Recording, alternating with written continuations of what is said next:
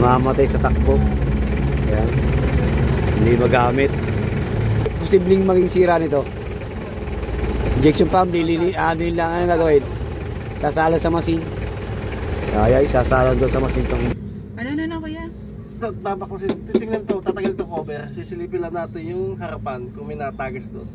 Dito sa loob, may mga strainer dito. May strainer dito sa loob. Oo nga, may mga strainer sa loob yan. Ano? Hindi natin malilinis yun hanggat hindi bubuksan. May yata. Wala dito. Wala dyan. Wala din sa loob, may problema.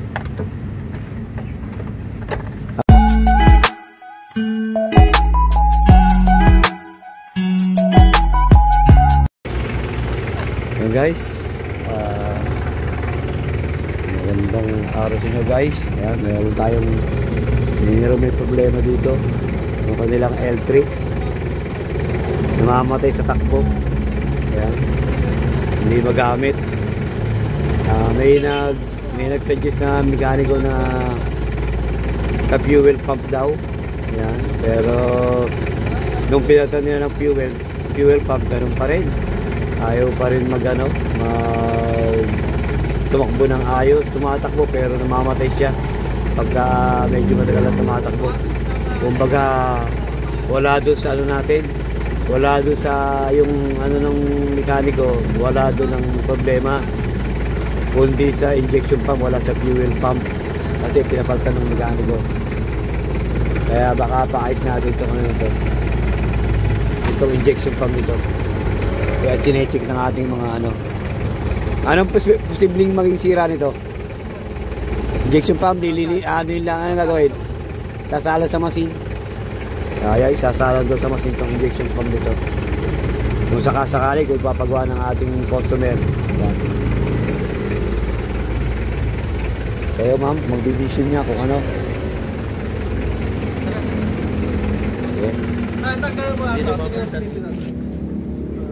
Silipin natin, may natagas dito sa harapan, parang doon pang gagalingan.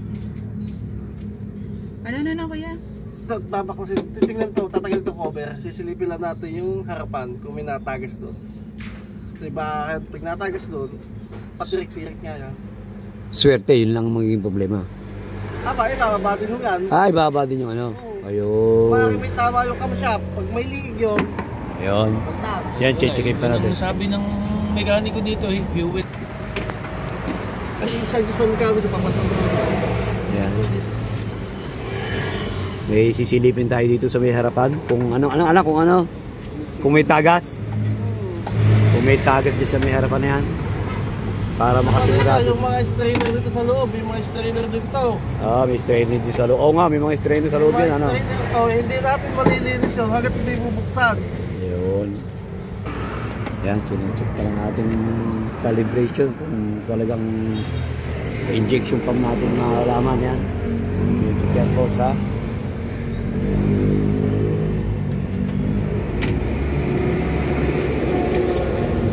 ang naging problema nito ay namamatay ba, Anthony? Namamatay sa takbo o hindi magamit. Yan. Tapos nagpunta sila sa mekaniko, palitan daw fuel pump. Pero fuel pump assembly, pinalitan ng fuel pump. Pero ganun pa rin nangyari. Namamatay pa rin, hindi pa rin magamit. Kaya ayan, checkin muna natin ng ating kung ng ating calibration kung talagang kailangan ibaba natin ng kanyang injection pump. Dahil pang gagalingan yan hindi lang sa PPT, bago na yun.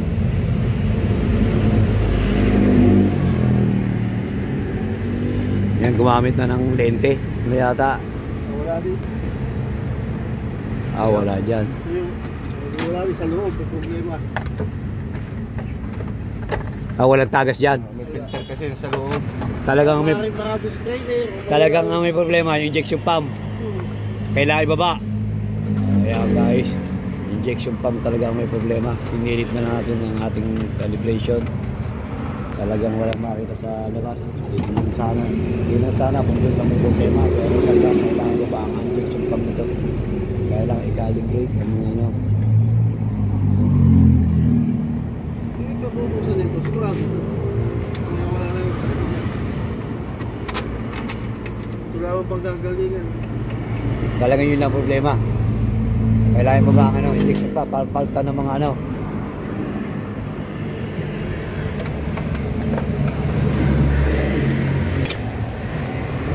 Yan, binalik ulit. Yan, kahit pag-edisyon na lang yung may-ari kung mapababa o hindi na.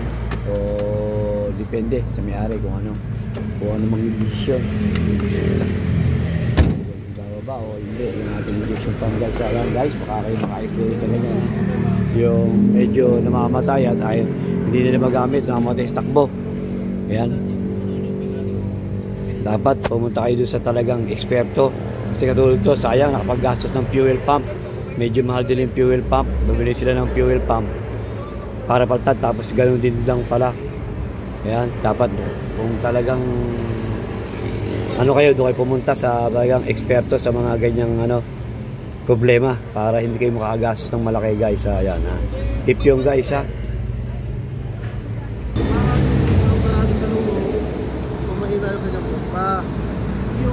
Yung injection pump. Inasay na kung suggest ang mekaniko. Magkano ang injection pump? Magkano sa buwak? Hindi. Ang recondition ng namin yan, palit na repair kit, palit na rin sila sa inyo. Sasalang sa machine. Ay, sasalang sa Oo. Doon mo makikita kung bumamatay yung hindi. Mag-proseso yan. Ayun. Kung suggest ang mekaniko, ay palitan ka lang sa inyo. Pero alam ko hindi problema yun. Ay hindi kasi ma'am, kasi doon sa nasubukan natin. Ayan guys, medyo wala pa raw budget sila. Kaya ano yun muna, pag-iipunan muna. Ayan guys ha. Ang gagawin dyan sa ano dapat ay ibababa yung injection pa, papalitan ng mga repair kit sa loob. Kasi sasalang sa machine para malaman kung mamamatay pa o hindi. Kasi dumalaman sa machine na isasalang natin injection pa kung mamamatay pa o hindi na. Ayun. Ayan, uuwi mo na sila guys. Medyo wala pa rin budget. Ayan. Thank you boss. Ayan guys, baka maka-experience kayo ng gano'n ha, na namamatay sa takbo. Pwede yung impresibilidad yung kanyang ano, yung kanyang injection pump. Yan. Ang gagawin naman dito ay dapat isasalang dapat sa machine.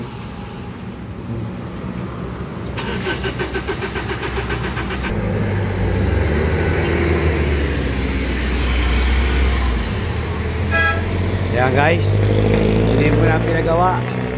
Dapat dito isasalang yung kanina yung sa L3. Dito dapat sasalang para malaman kung mamamatay pa o hindi na. Yan. Kaso hindi pumayag yung may-ari, medyo wala pa rin budget kaya hindi na pinagawa. Pag-iipunan muna kasi apaltan sana ng mga repair kit yun. Saka mga oil seal, lahat ng laman loob, apaltan mga repair kit. At isasalang natin dito sa kanyang machine dito ng ating injection pump para malaman kung talaga mamamatay pa o hindi. Yan guys. Sana kahit may yung tip o idea man lang pagka gano'n ang problema ng inyong sakyan. L3, FB guys ha. Namamatay at hindi nila magamit. Nakailang palit na ng fuel pump, dalawa na. Ganun pa rin ang problema. Thank you for watching. God bless you all guys ha.